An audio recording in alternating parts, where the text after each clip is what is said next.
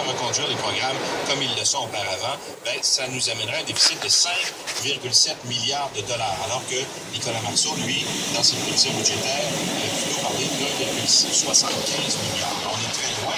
Alors, donc, on est conscient que ce chiffre-là, évidemment, n'est pas tout à fait le vrai et ne se serait pas avéré, puisque le gouvernement, lui, fait des choix par la suite.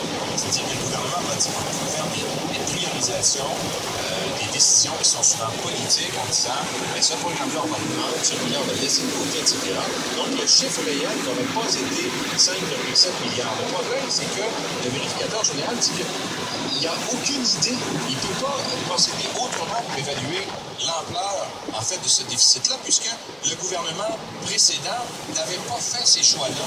Il y avait seulement, en fait, 150 millions de dollars où on avait divulgué justement les choix qu'on faisait là, dans différents programmes, alors que l'ampleur de la tâche vaut à 4 milliards de dollars.